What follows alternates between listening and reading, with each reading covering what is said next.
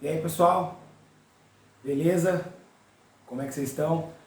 Bom, resolvi gravar um vídeo sobre a crise na Ucrânia, a invasão da Rússia na Ucrânia. O pessoal está pedindo, o pessoal tem comentado comigo, tem falado sobre o assunto. Eu estou bem sumido aí dos vídeos e tal nas redes sociais. Eu estou muita correria na escola e aquela coisa, chega uma hora que a gente quer fazer um negócio bem feito, mas não tem tempo, aí é melhor não fazer. Mas vamos falar aí sobre, sem mais delongas, vamos falar sobre a Ucrânia. Eu queria falar um pouco mais sobre as raízes do conflito, que eu acho que é o que eu tenho assim, a acrescentar no debate aí. Né? As notícias estão todo dia, estão toda hora, vocês estão vendo aí, né? Tomara que se resolva, a diplomacia não deu certo, né? Vladimir Putin realmente invadiu a Ucrânia e vamos ver o que vai acontecer. Né? Tomara que poucas vidas sejam ceifadas, né? O que a gente fica preocupado mesmo é com o derramamento de sangue. Numa guerra não existem lados bonzinhos, né, nessa história. A gente sabe que tem a OTAN por trás, a gente sabe que tem os Estados Unidos, que tem a China apoiando a Rússia indiretamente. Tem muita coisa envolvida, então não adianta eu ficar falando aqui das notícias que estão saindo na TV que vocês estão acompanhando, beleza? Vamos falar um pouco, porque eu acho que não está sendo falado, mas que é uma das raízes do conflito, é da russificação. O que seria a russificação? Desde a época dos czares, né, de Pedro I, o Grande, lá na Rússia, eles iniciaram um processo de aumento do seu território. Né? Vocês sabem que a Rússia é o maior país do mundo, com mais de 17 milhões de quilômetros quadrados. E ela não é desse tamanho à toa, né? Todos os governos que ela passou, autoritários, né, acabaram utilizando essa tática da russificação para conseguir ganhar mais territórios. O que seria isso? Então, eu falei do Pedro Grande, o czar, né, mas também durante depois da Revolução Comunista na Rússia, com a formação da União Soviética em 1917, né, então com Lenin, depois com Stalin, todos esses líderes usaram essa tática. Então, o que seria a russificação? Para poder expandir seus territórios, o governo central de Moscou, o Kremlin, né, no caso, ele começa a incentivar, né, a ocupação de territórios ou na fronteira ou vizinhos, tá, de territórios próximos. E essa ocupação faz com que a cultura russa se instale. Né, começam a ensinar a língua russa nas escolas, né, a população daquele local passa a ter ou uma minoria ou até às vezes uma maioria de habitantes russos que falam a língua russa, e aí após algum tempo vem aí o apoio aos grupos separatistas através de armas, né? E depois vem a ocupação da Rússia, né? No caso, antigamente era da União Soviética, e assim ela se formou, né? Eram 15 repúblicas, era a União das Repúblicas Socialistas Soviéticas. E depois do final da Guerra Fria, com o fim da União Soviética, a Ucrânia se declarou independente. Então a gente tem que entender também que a história da Ucrânia sempre esteve muito relacionada com a história da Rússia. Eles já foram aliados em várias guerras, tá? A União Soviética incorporou a Ucrânia, então inclusive o Putin falou que a Ucrânia moderna ela foi criada pelos russos, pelos bolcheviques, né, durante a Revolução Comunista na Rússia, e que eles devem muito à Rússia. Na verdade, na cabeça do Putin, os ucranianos são uma província da Rússia, na verdade. Né? E o que vem acontecendo é que hoje, para o Putin, a Ucrânia é uma marionete dos Estados Unidos. Né? E tudo começou primeiro com a saída da Ucrânia da CEI. Quando acabou a Guerra Fria, foi criada a Comunidade dos Estados Independentes. Então as ex-repúblicas soviéticas formaram um bloco econômico, né, onde a Ucrânia foi uma das criadoras.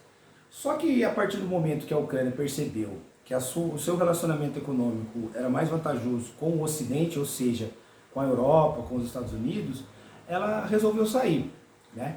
E a partir daí começou uma série de mudanças, de disputas políticas. Alguns presidentes eram pró-Rússia, outros eram pró-União Europeia. Então a Ucrânia ela também tentou entrar na União Europeia, ela não entrou, mas ela é associada à União Europeia, como se fosse o Chile no Mercosul. Eles não são países membros, mas é associado à União Europeia. Aí já percebe que houve uma aproximação forte com o Ocidente. A partir dessa aproximação muito forte com o Ocidente, lá já por volta, ela sai em 2004 da CEI, em 2014 ela se associa à União Europeia, e como resposta, né, a Rússia vai anexar a Crimeia. Então, alguns aí devem se lembrar dessa guerra, que foi uma guerra relâmpago, não teve tanta repercussão, não teve tanta interferência internacional, e a Rússia acabou anexando a Crimeia. Tá? Então tem a questão também da OTAN. O exército da Ucrânia ele é bem mais fraco que o da Rússia, mas ele é treinado, ele recebe armas, ele recebe investimento da OTAN. É uma intenção desse atual presidente de entrar na OTAN, e isso deixa o Putin de cabelo não tem, né, aquele careca, mas deixa ele puto da vida, né?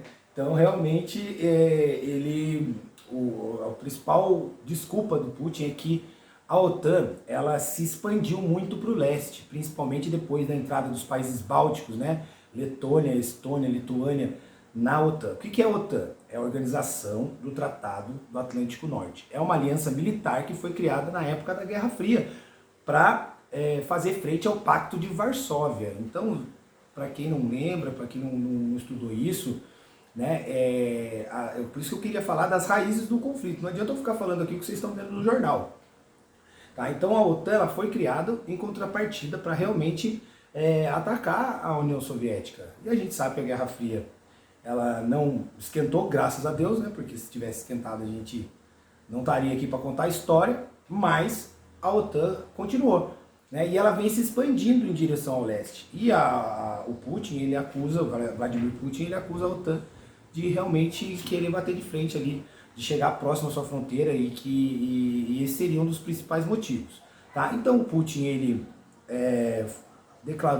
aceitou a independência lá dos grupos separatistas das regiões. Não falei o nome das regiões, né? É uma região conhecida como Donbass, né? E tem duas províncias ali, que é Donetsk e Luhansk. Donetsk é bem conhecida pelos brasileiros por causa do time, né? Do Shakhtar Donetsk, que inclusive o William do Corinthians já jogou nele, tinha vários brasileiros, o Fred, se não me engano, já jogou nele. Então tem bastante gente que conhece essa região. Enfim, e aí ele passou a ter essa escalada militar, mas na verdade, pelo menos já é uma opinião minha, ele já tinha um planejamento de invadir, né? Agora vão vir as retaliações, vai vir as sanções econômicas que não adiantaram, né? Vamos ver aí a resposta do Biden.